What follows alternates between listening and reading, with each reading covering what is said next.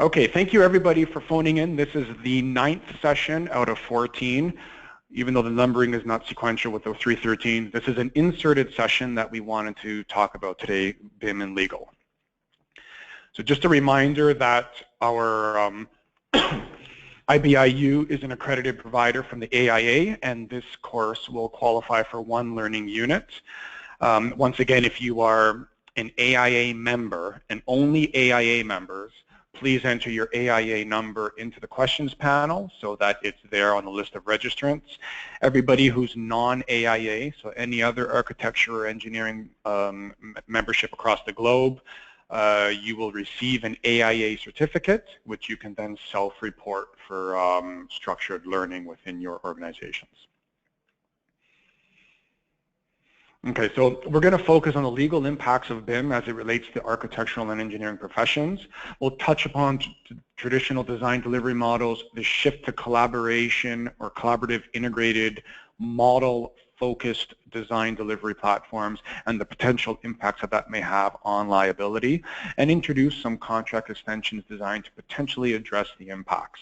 Now, I wanted to throw this disclaimer on here. I do have with me a colleague for today's webinar, Andrea Lee from Glaholt LLP. Her and I have delivered this presentation to numerous universities and external conferences.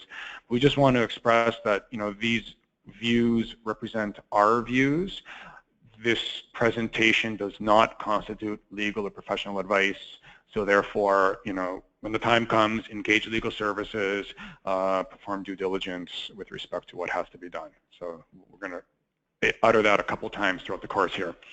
The objectives for this course, though, understand how BIM changes what is being delivered or relied upon, the impacts on our liability, some of the contract tools available to mitigate the impacts, and some of the approaches to help mitigate with respect to the BIM focus itself. So like with all our sessions, we'll start with a BIM recap, and I'll just touch upon some of the high-level points from our previous BIM courses, and then I'll pass it on to Andrea. So BIM in general, it's both the noun and the verb. The first bullet point is the verb, so the process of generating and managing digital representations of functional characteristics of places. So in the assets, look around the room, look at the tables and the chairs, the walls, the doors, the windows, the pipes, the valves, the ductwork, the columns, the beams, etc. All those items are physical built assets that get represented virtually in some form or another within the building information model, which is the noun. So the verb is the process of pulling that information together, scaling that information as needed. The noun is the actual model itself. Files, one or many files that are exchanged and networked to support decision making. The BIM software is used by individuals, businesses, agencies who design, construct, and operate and maintain. Therefore, BIM spans or has the potential to span the life cycle, and it can be applied in a scaled manner for any project type, be it a building, a linear infrastructure, or an actual system, a collection of data. So that spans internally for IBI, the intelligence, the building, and the infrastructure. Collaboration and planning are, in my mind, the most critical pieces. Plan what you're doing, figure out how you're going to share what you're doing with all of the various parties and stakeholders that require the sharing. Very critical. We have subsequent sessions. Actually, the next one is focusing just on collaboration itself. BIM, in essence, geometry plus data. That's all BIM really is when you boil it down to something. The biggest question is how much data? And I can't even tell you how big that question is. So you can scale it to, it's a wall, or is it a wall with materiality and fire rating, and does it have a rebar, pour joints, expansion joints? Are you going to quantify it? Are you going to fabricate it, etc.? And it goes on and on and on, right down the potential gambit of what you can do with BIM, or is it just simply a wall that you're going to make drawings from? So, you know, you can hit those various levels, and really it's the understanding of why would you do that and how much data. In addition, BIM is about these assets. So in the world of GIS, or Geographic Information Systems, you have assets like, you know, the building as an asset as itself, where here I'm showing the guardrail that's part of a larger entity, the bridge, which is part of the road work, which is its facility, the network, which is part of the complex overall national network of roads. any asset you look at, it's part of a micro to macro ecosystem, if you will, of information. Question is, for the purpose of your project, how much of that information are we cataloging, harnessing, how much are we tying together, and what's the purpose of what we're doing and why we're doing it?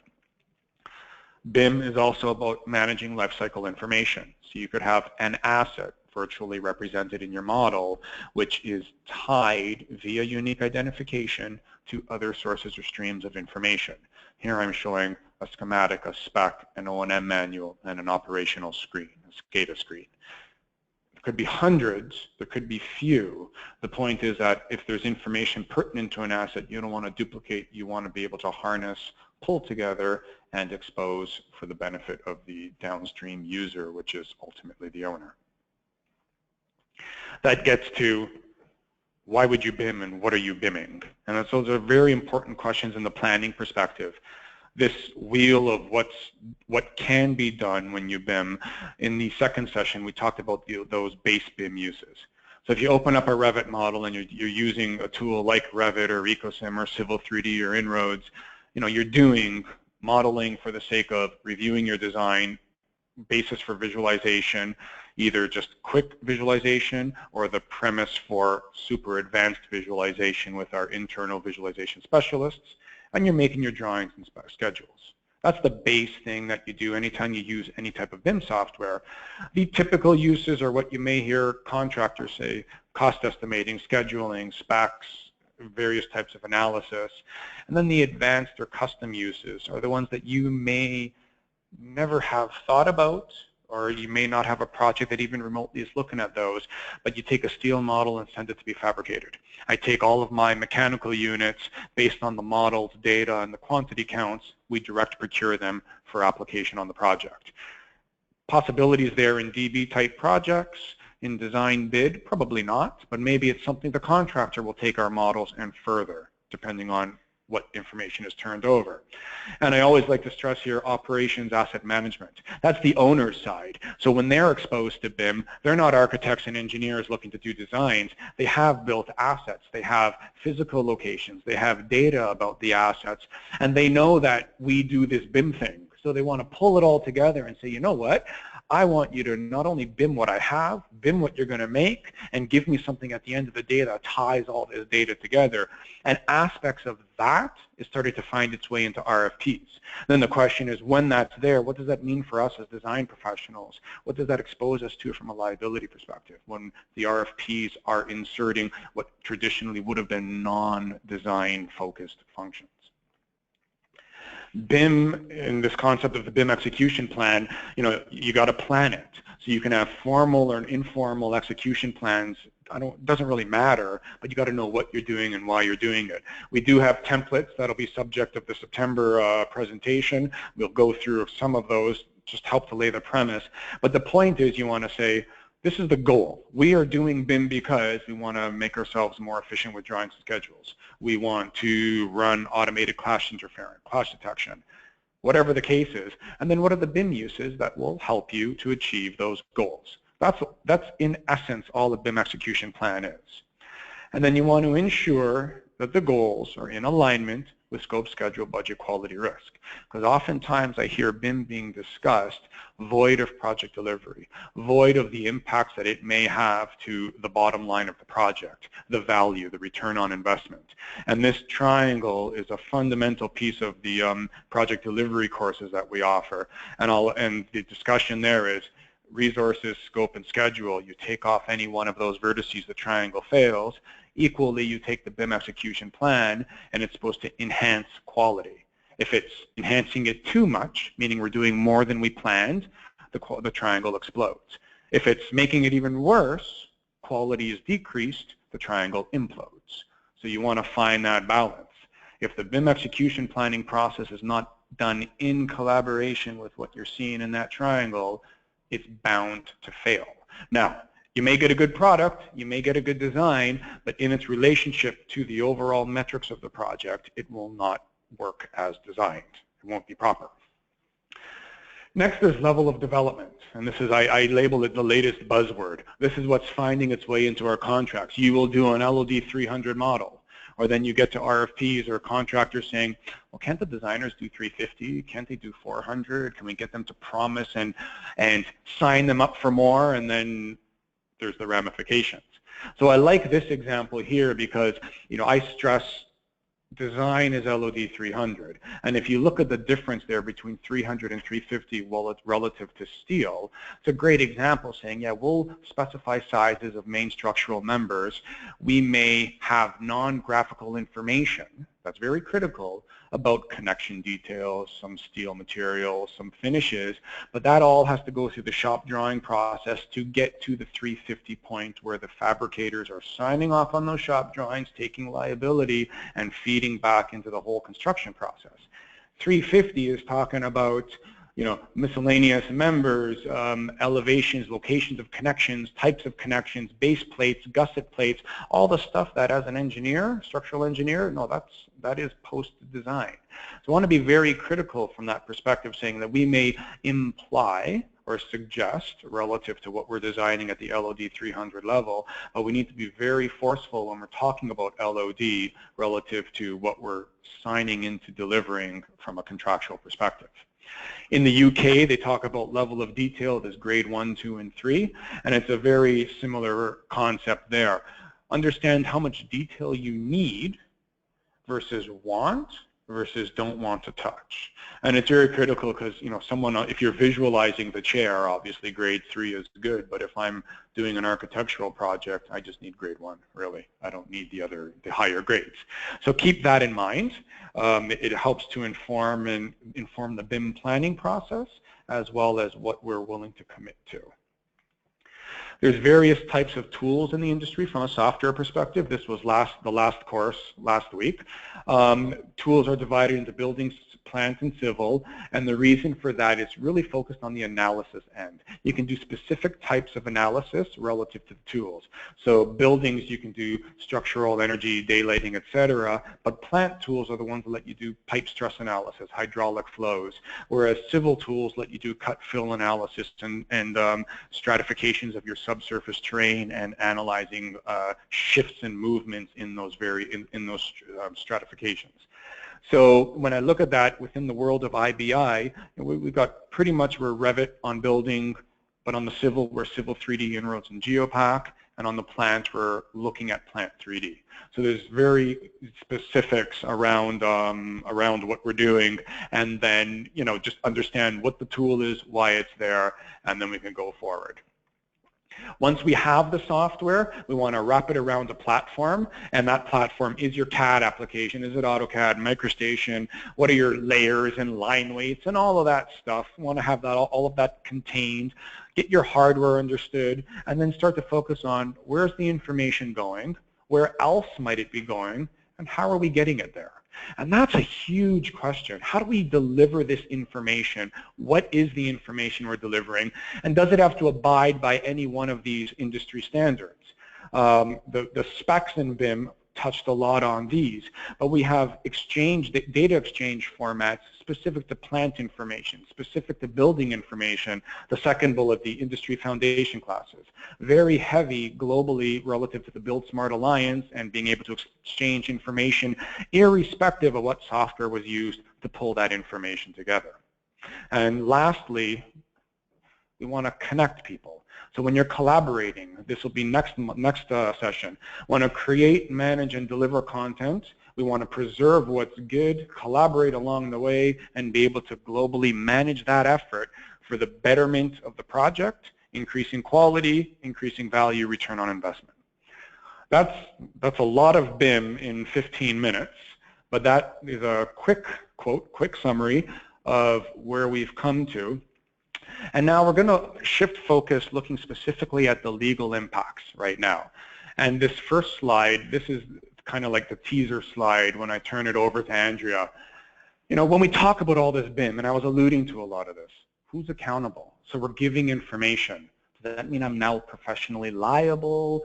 What if I'm giving information to a contractor and the information is flawed? What happens then? What if the contractor based a bid based on quantities from my Revit model, but my Revit model was of a lower level of development than what the contractor expected, and now the contractor underbid the project? What then? What happens when we share these models and it's just the models being delivered? And that's a good one from my perspective. I was on some projects in my past where they tried to just completely remove drawings and specs and use the BIM solely as the point of delivery. So with that,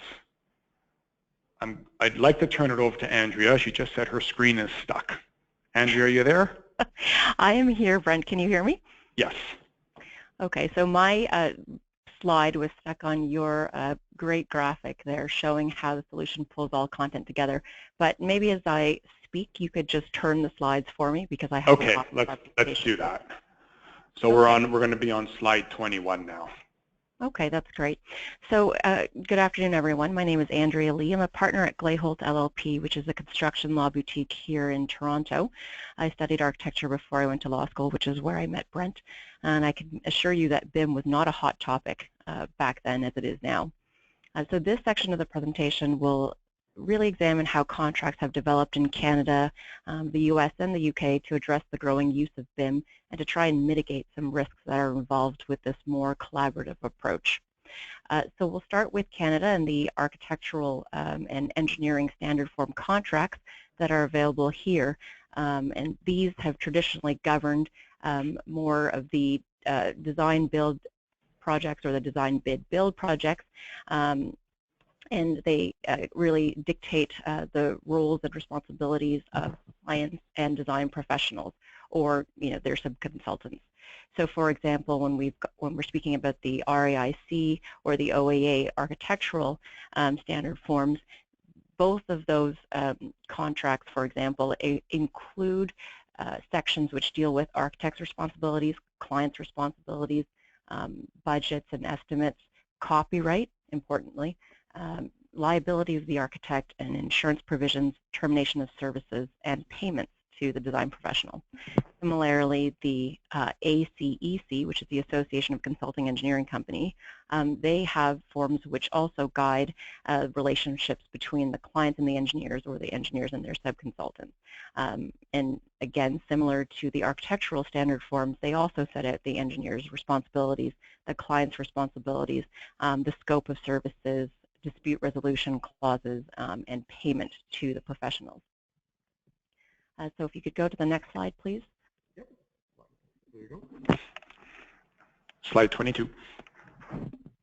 So as I touched on, standard form contracts really do spell out what the client is responsible for, and this is to ensure that everyone is on the same page and that expectations are going to be met. So as I've pointed out on this slide here, these are some of the key client responsibilities that most of the standard form contracts address. So making available all information relevant to the project upon which the architect or engineer is entitled to rely. That is a key client responsibility. Making decisions in a timely manner. Notifying the architect or engineer if any fault or defect becomes apparent. Engaging specialist subconsultants as recommended. Authorizing the architect or engineer to act as an agent of the client. Granting ready access to the project, and obtaining the appropriate permits, approvals, and licenses from the respective governmental authorities. Next slide. Next slide, please. The standard form contracts will also have a section which will set out the consultant's responsibilities. Sorry, Brent, I actually pressed a button by accident, and it seems like I have now control of the screen. Okay, cool. So we're back there. Awesome. Thank you. So in most standard form contracts, the consultant's responsibilities will be set out in a table, and the parties can check mark which scope of work is to be provided. Typically, they will include analyzing the client's requirement, consulting with subconsultants and coordinating with them, maintaining confidentiality of information, and maintaining records, of course, to support fees. In the ACEC form, actually this section also sets out what an engineer is not responsible for, which is good from the consideration of a litigator's standpoint. For example, an engineer is not going to be responsible to make exhaustive or continuous on-site reviews or be responsible for site safety at the place of work. Now, the standard of care of a professional is also something that is dealt with in most standard form contracts. So unless it's modified by a professional services contract, the standard is generally that of a reasonable professional existing at the time of the work. So the architect or engineer is not required to have an extraordinary degree of skill or the highest professional achievements. They don't guarantee the success of their work, and they're not liable for breach of contract or negligence if they exercised reasonable judgment, competence, and diligence. Another aspect of an architect or engineer's work that is typically provided for in a standard form contract is a copyright section, which will state that the copyright belongs to an architect or engineer and remains their property, regardless of whether the project is executed or payment is received. And typically, now that we're in the digital age, the contract will specify that non-editable copies of electronic documents may be retained by clients for use in connection with that specific project. However, if you're going to be using the drawings for future renovations or additions, then most of the standard form contracts will require a written license from the design professional. The ACEC 31 document actually provides that if the client alters the engineering documents without notifying an engineer before before obtaining their written consent, then that client will indemnify the engineer against all claims and costs associated with any improper alterations. And in no event will the engineer be held responsible for the consequences of the alteration. And finally, of course, condition precedent to using the design is payment. So how does BIM fit into some of these standard form contracts that are widely in use in Canada and in the States, as they have their standard form contracts as well? So in the US, the construction industry has already turned its mind to some of these issues that Brent had raised earlier, and have attempted to address them through contractual provisions which delineate the modeling scope and responsibilities of the parties. Two commonly used standard forms in the US are the Consensus Doc 301 and the AIA document. The Consensus document was the first standard BIM agreement that was published in the US, and this is a document which becomes appended to contracts between the owner and the consultant and between the owner and the contractor. So that the architect remains responsible for project design, the owner remains responsible for providing information, and the contractor remains responsible for construction means and method. However, this Consensus Doc appendix will require that the parties execute a BIM execution plan after signing the contract. And this BIM execution plan is a standard form which has a checklist of a variety of issues for all the project participants to consider as they map out the various responsibilities and requirements and processes in greater detail.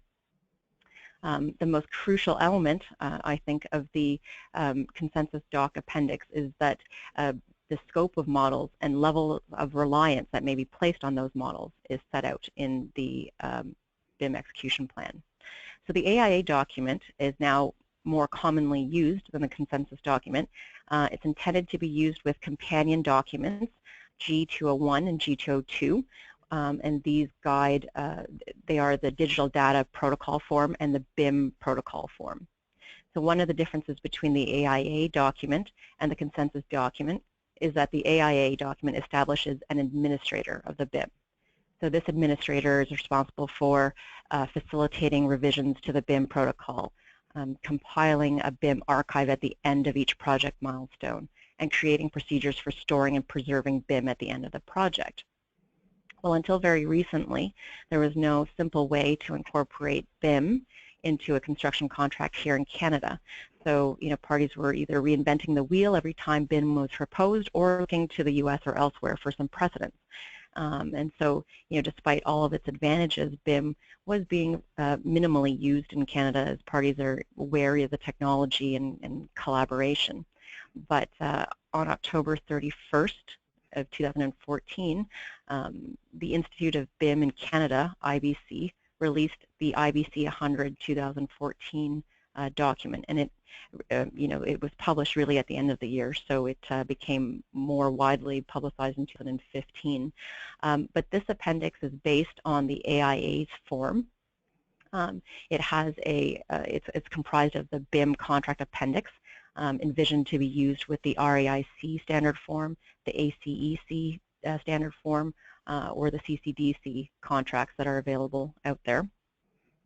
They can be used with other contracts, of course, but they should be reviewed by council to make sure that they're compatible. The accompanying document that the IBC has put out is the 201, which it contains their levels of development, authorized uses, and there's a model element table as well. So I'll be reviewing some of the key provisions of the IBC contract appendix within the next few slides, just to give you a sense of what is in this contract appendix. So section 1 of this appendix is really the general section, and it sets out a number of overarching principles and agreements.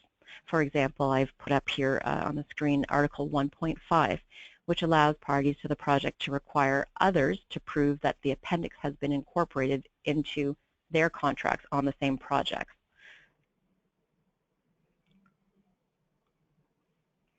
Article 1.9 is another Section 1 provision. This deals with contractors or subcontractors who may be reluctant to assume liability for design issues that they otherwise would not have. So Article 1.9 specifies that their participation does not constitute design services. And this will allow them to feel that they can safely provide their input into the modeling to assist in the construction of the project. The next section 2 of the BIM contract appendix deals with copyright issues. So, for example, Article 2.5 provides that each model element author is granted a non-exclusive license, and they in turn grant this non-exclusive license to other project participants to use the model content for design and construction purposes. Article 2.6 goes further. Because this license includes the right to alter a copy of the model for purposes of creating a derivative model, this article specifies that these alterations are at the sole risk of the project participant who is making those alterations, not the model element author.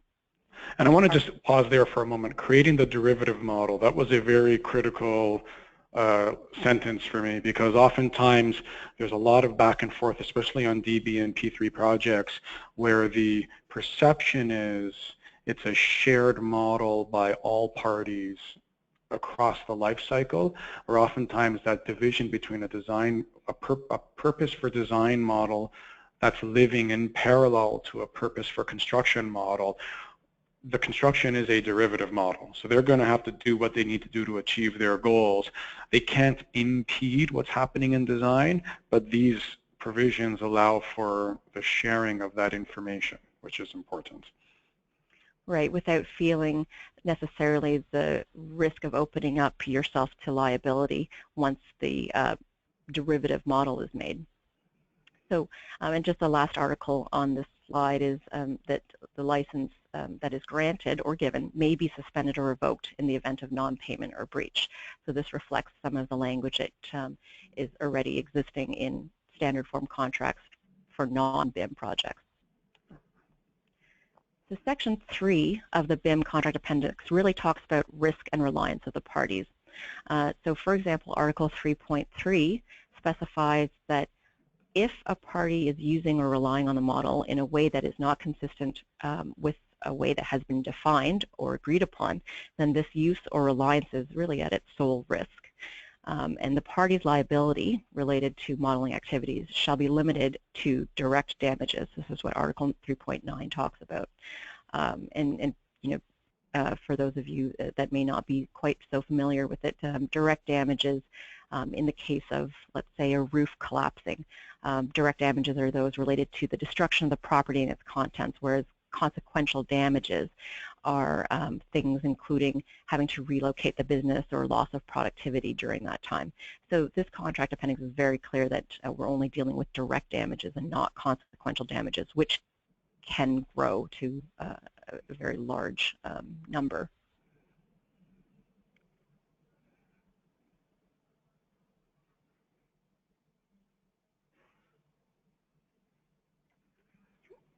I'm not able to go to the next slide, Brent. It's on the next slide. Oh, okay. Yeah. Thank you.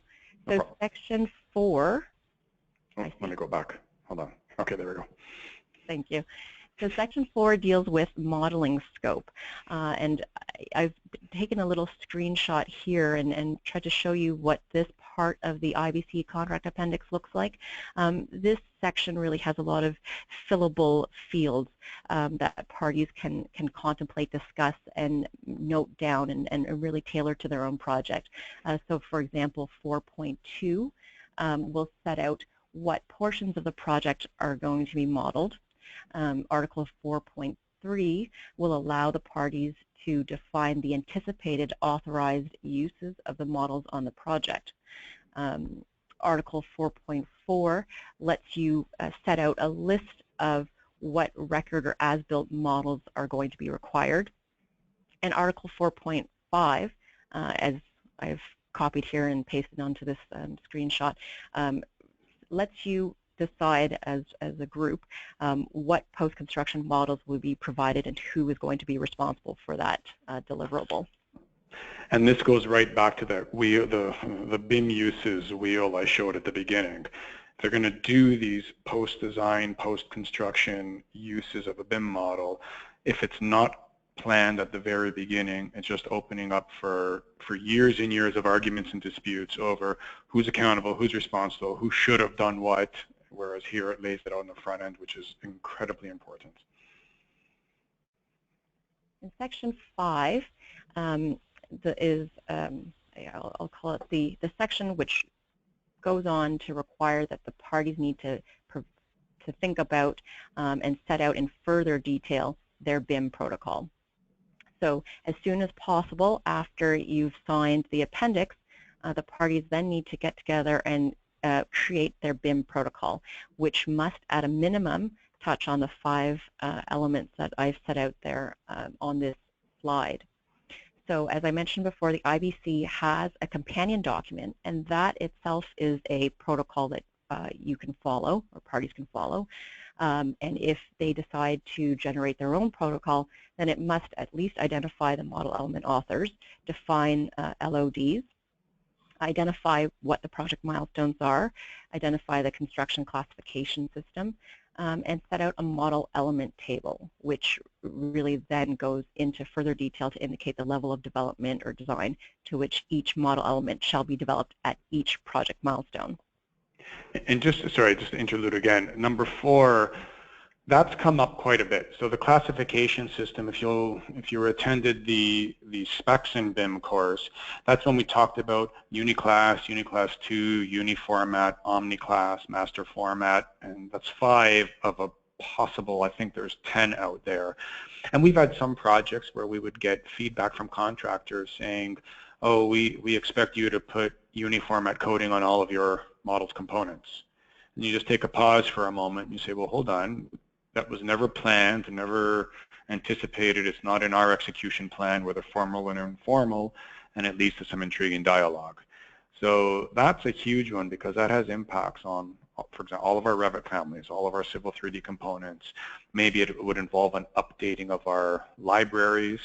It would involve a good understanding of what these systems are for those who are modeling. So there's a lot to that number 4 that raises a lot of risk for me.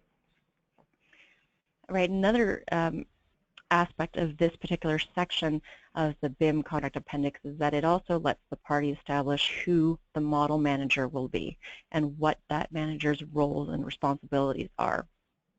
And so that's another key function of section 5 of the contract appendix. And then there's a section 6, which is basically a blank, and it says, any other terms and conditions related to the modeling, you feel free to insert them here in collaboration with the other parties that are involved in the project. So just to take a look at the accompanying document, the IBC 201-2014. So again, as I mentioned earlier, parties have either an option to use this standard form or to provide their own protocol. However, in our view, this is a document that many people in the industry have worked on and put their heads together to come up with this. So, it's got a lot of the issues that people have already faced, and is also, again, based on the AIA document. So within this accompanying IBC 201 document, this is where it sets out the level of development. So LOD 100 is defined, LOD 200, LOD 300, and so forth. And under each level of development section, the parties are allowed to stipulate what the authorized uses of the model is at that particular level of development.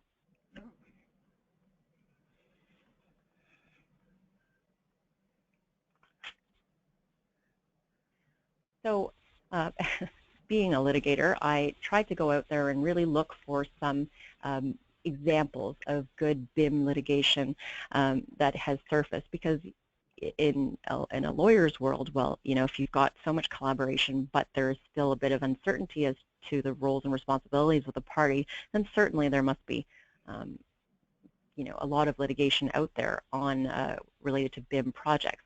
However, much to my surprise, there isn't that much in the way of reported litigation. So the first two cases that we know of in the U.S. appeared in around 2011 and 2012. One involved a university project and it settled, and another one involved a hospital project which went into private arbitration. So we're not sure of the outcome of that case. Both of these cases apparently involved inaccuracies in the model, resulting from gaps in information and lack of participation from all project members. The earliest reported case to date that we know of, where a court actually made a decision, involves the expansion of the Mercy Walworth Hospital in Lake Geneva, Wisconsin. So this is the case here on the screen. The general contractor, Walsh, created an initial BIM based on the architect's two-dimensional plans, but did not include everything that was set out in the plans. The project called for only certain of the subcontractors, not everyone, including NAMI, to participate in the BIM process. And so when NAMI very quickly encountered conditions that were different from those that it contemplated in its bid and was required to perform what it alleged was extra unforeseen work. So for example, areas to which NAMI expected to have unfettered access, those areas were congested with other workers. Or when NAMI went to install equipment, the space was already occupied by equipment installed by other subcontractors who had not participated in the BIM process. NAMI submitted 4 change order requests to Walsh seeking additional compensation, but its change orders were actually rejected by the owner.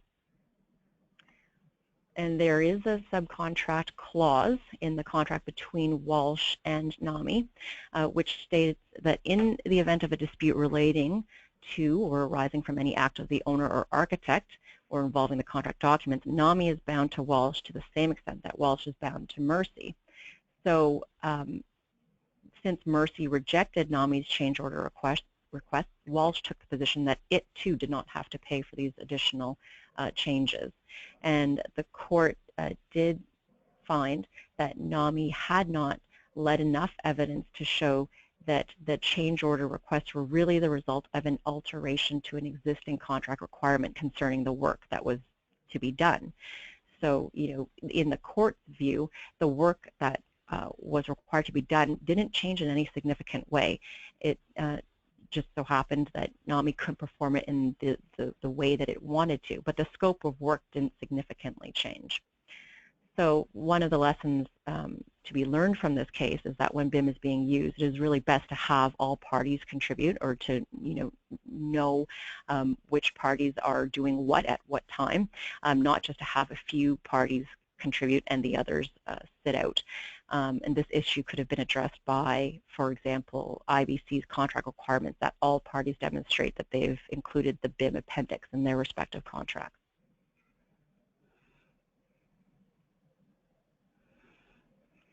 So going across to the UK to see what's been developing there, I mean, they are really, I think, forerunners in the development of BIM and the use of BIM in their projects. So in April of 2016, the NBS released its 6th national BIM report, and they had over 1,000 responses to a survey they put out to the design community, and the majority of the responses came from architects and architectural technologists, followed by BIM managers and contractors.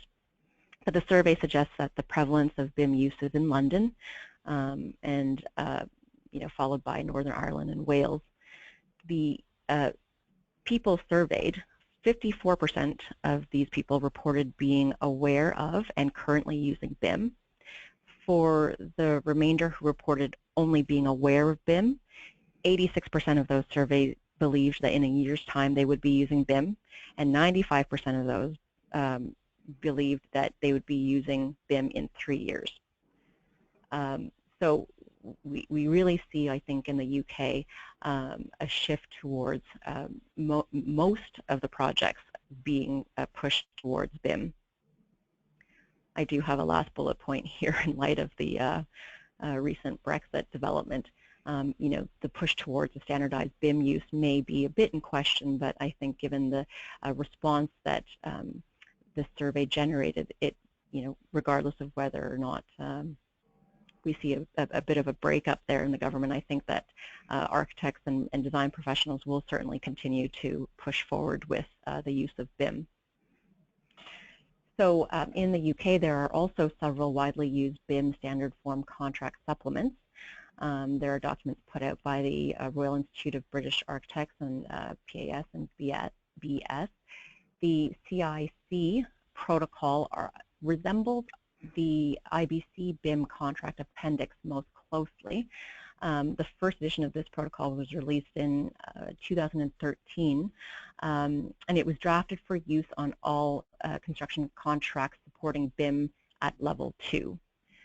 So the protocol requires that all parties involved in the use, production, or delivery of models on the project have a BIM protocol appended to their contracts.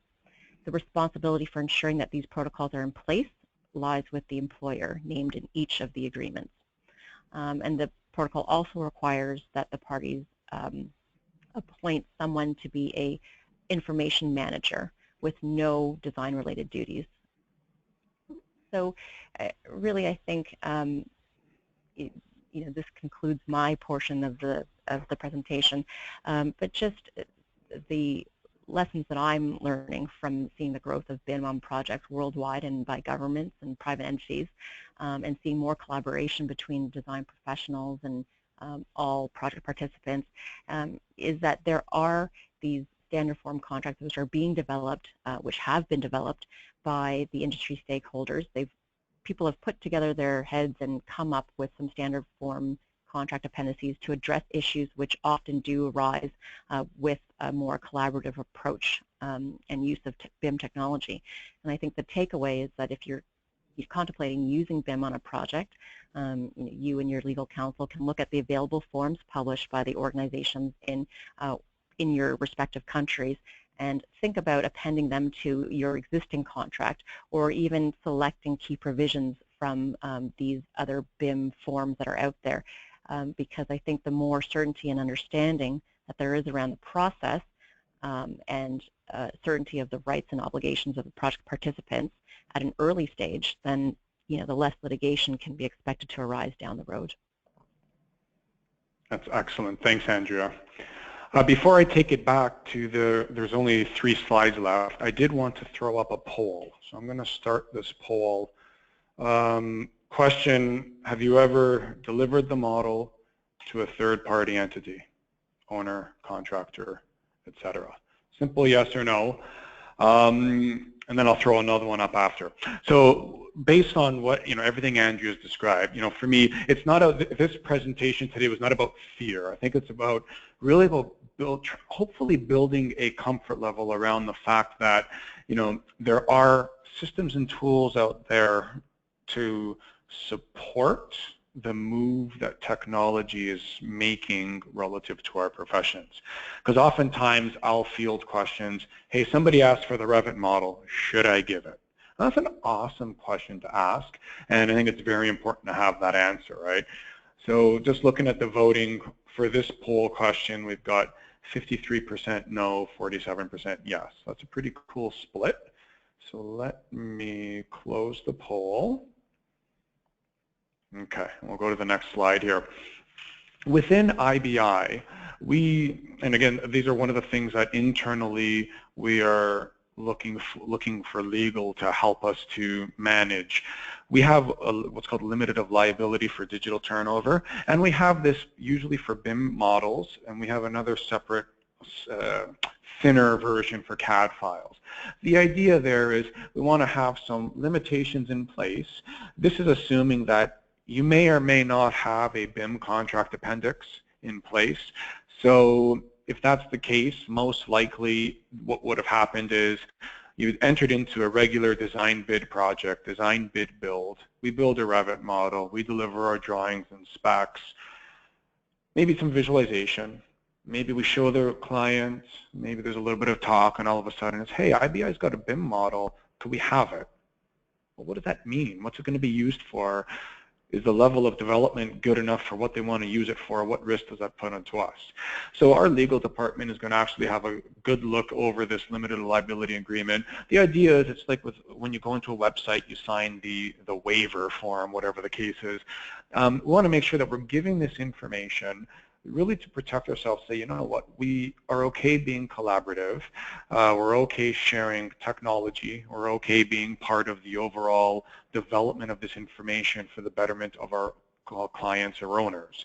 But we want to just make sure, in the example I used earlier, if we modeled all the walls and the contractor says, thank you for this model, I'm going to now quantify the concrete, go order the concrete, I fell short, there's a schedule delay, et cetera, let's go back and sue the people who made this model a year ago for the purpose of making their drawings. We want to, protect against any and all possible situations that would arise from that sort of thinking there.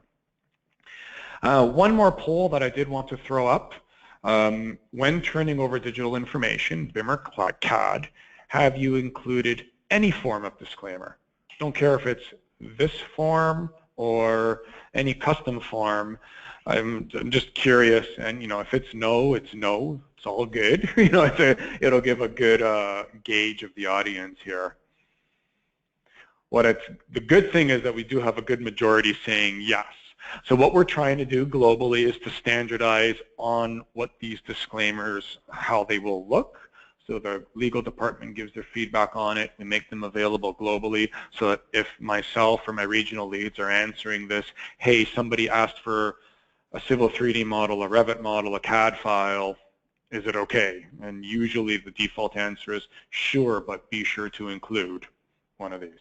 So you got 70 yes, 30 no's. That's pretty cool. We'll definitely, we can work with that. Wanted to throw up quickly here a slide on project delivery. So I realize that this is the 9th session.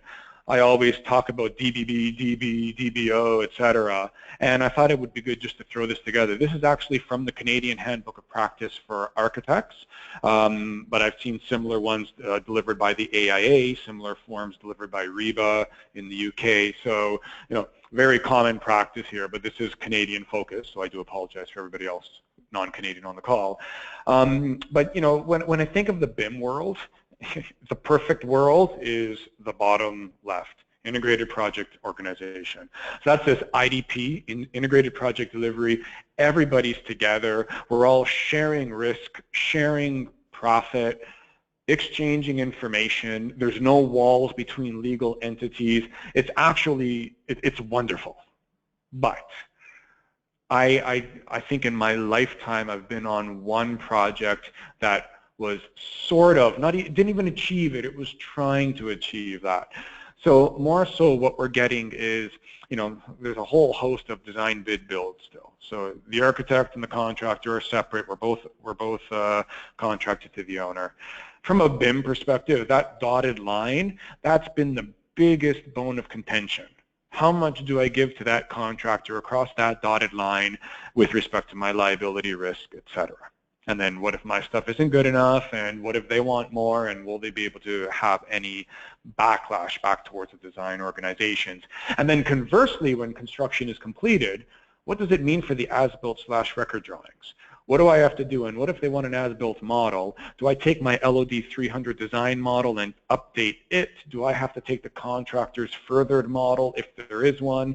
What do I do with all those wonderful red line markups we receive at the end of the day if the contractor wasn't BIMing him or herself? So a lot of questions there. The world of DB, it makes things easier because in theory we're all together, but what I've seen in the DB world, including our P3 projects, is that even though we're all together, there's still the line. So it's the designer builder, which is composed of an architect and a contractor working together. When that's the case, there's still contractual obligation. What am I supposed to do versus you, and vice versa? I've never actually been on the one on the right, design build led by an architect. That's kind of intriguing, where the contractor works for the architect. So I haven't seen that yet. I'd be curious if anybody's been on that, how exchange of information and technology works there. I've definitely been on the one in the middle, where it's the design build completely led by the contractor. And that's a little difficult as well. You can see there's standard form of contracts for each of these except for integrated project delivery. And that's, I guess I said, newer. They're trying to formulate globally, let alone nationally, in each of the nations, what that actually means and how that could be achieved. So, just wanted to put that up there because we do talk a lot about these different contractual arrangements, and the exchange of data is just compounded depending on any corporate or legal boundaries between the various entities. And this is the last slide. So looking forward, a lot of information in this session, the 8 previous and the 5 to come. From a legal perspective, leverage standardized content where available, relative to forms, contracts, waivers, etc. Let's not reinvent the wheel when we can just harness all of our expertise, both from past precedents and forward-looking. Don't assume BIM changes what it means to be a professional. And that's a very broad statement, but I take the approach that BIM is supposed to enhance our profession as architects and engineers, not complicate it. I do hear several examples of how BIM is complicating. So it's almost, get right back to first principle. What are you BIMing? Why are you BIMing it? And how? And we've got to get those questions answered, get things streamlined that can be streamlined so that we can go back to doing the profession and letting the technology enhance what we're doing. I'd like to assume that, well, by now CAD is enhancing what was once done on the board, but I'm sure at the point of transition it was intriguing. Same thing here. The only problem is BIM is a decade old right now, yet it still seems to be causing erroneous complexities, and it's probably because of the vast gambit of what can be done with BIM without real proper planning and control and proper lines drawn and proper formal communication. Understand what it is, how to document the process, how it's being applied. The contractual obligations, have a good understanding of that, especially when engaged in IDP projects or DBO or P3. Understand who's doing what and avoid implications and get down to, this is my scope, this is your scope, and this is how we're going to collaborate amongst our various scopes. And always keep in the back of the mind, BIM is supposed to enhance the quality relative to scope, schedule, budget without increasing risk. That's what it's supposed to do, and we've got to get it to do that. Engage legal services if you have any questions or concerns. If you throw me questions and I don't know, I'll engage legal services. They're there, they're awesome, and let's just engage where needed. And engage your design technology team or BIM professionals. So each region has a regional lead. We have a whole collection of BIM coordinators out there. Ask somebody who knows. The biggest fear is that we sign an RFP and there's, as I've heard in the past, it was just a little blurb about BIM or even just a little blurb about CAD. And just an example, in a previous life, it was deliver in microstations, so DGN format. Sounded easy, yet it said microstation J. And I remember them saying to me, I didn't think the letter J made a difference or would freak you out the way it had, but it had a whole convolution with respect to translations and preparations for deliverable. Same with anything, deliver me CAD. We have some projects that say, we know you're doing Autodesk, we want digital turnover of something Autodesk 2014. That's one of our current projects, 2014 or greater. That's awesome. That means we do whatever work we want to do, turn it over in whatever digital format we're using, as long as it's an Autodesk platform. We have other projects that are explicit, saying you must turn it over in this format this many times, so every single submission goes through a rigid translation in order to meet the deliverable, and if you don't do that, we're going to reject your submission as a whole. So they won't even review the design at 30, 60, or 90 if the BIM turnover isn't explicitly to their technical standards. That's a huge implication, and it's spelled out in the RFPs. So let's make sure we get that information as we need.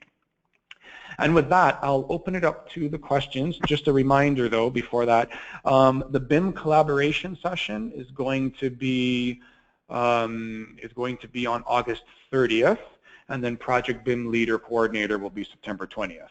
And that Project BIM Leader, again, we're talking semantics, but that's what Andrea referred to, the interface manager, the model owner, model coordinator, all of these terms that exist in the various either contract appendices or standards, etc. It's about that point of accountability on the project.